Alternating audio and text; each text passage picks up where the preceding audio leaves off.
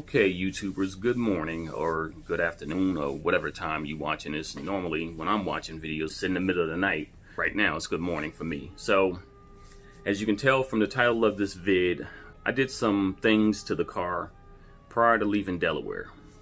As soon as I took delivery of the car, I scoured over it just to see if there were a few things that I definitely kind of had to do before I left. And there were definitely a few things I wanted to do. A few of the mods I actually purchased prior to actually making it to Delaware, and I did that only because I know that the mail system right now is kind of screwed up because of Corona. It takes you pretty much a couple of months sometimes to get some things.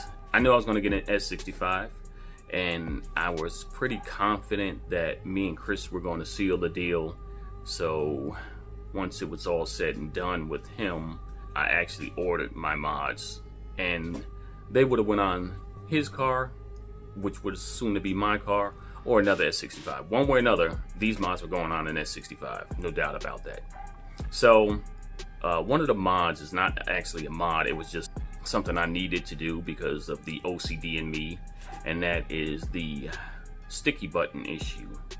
And from the way I understand it, on the pre-facelift W221 chassis, they suffer from a sticky button issue, and that is the buttons on the steering wheel and the button on the glove compartment, and I believe the buttons on the armrests all suffer from a situation where they just pretty much get sticky over time if you don't stay on top of them and clean them.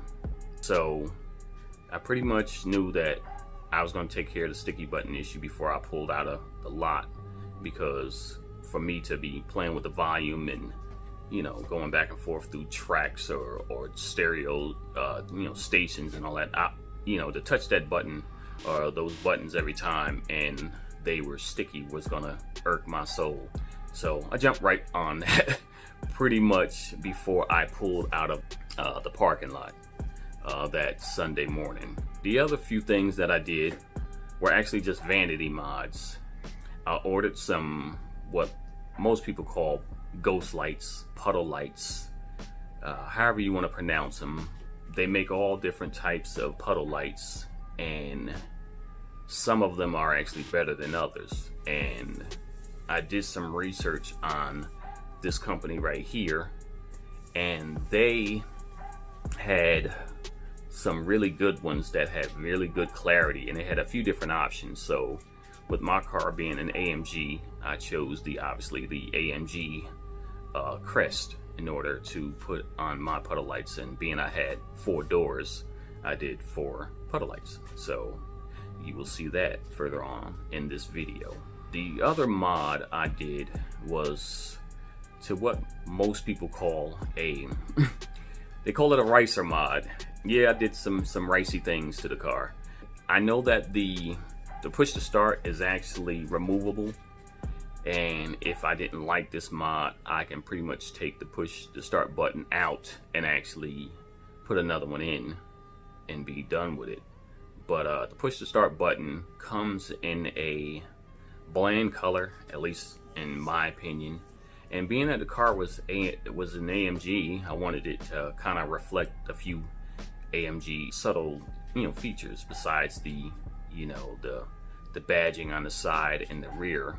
I wanted it to kind of look a little AMG-ish on the interior. So I did a red cover that goes on the actual push to start button, and it's held there by 3M tape, and it's pretty solid on there. And to the normal eye that gets in the car, you would not know the difference. You would think this push to start button is the normal push to start button that comes with the car, but it isn't. It's literally just a cover, like I said, held here by some thin 3M tape.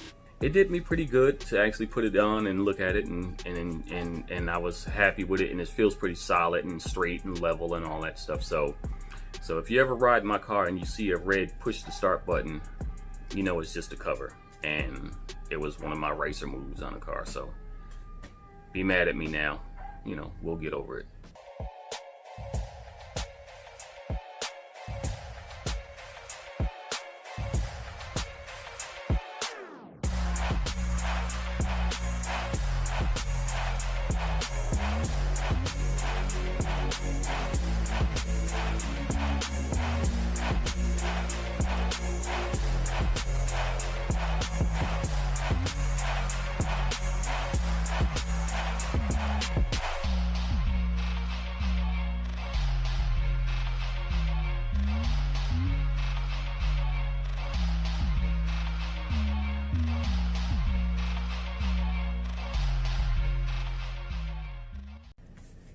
So now that we got all of that out the way, let's get on with the mods.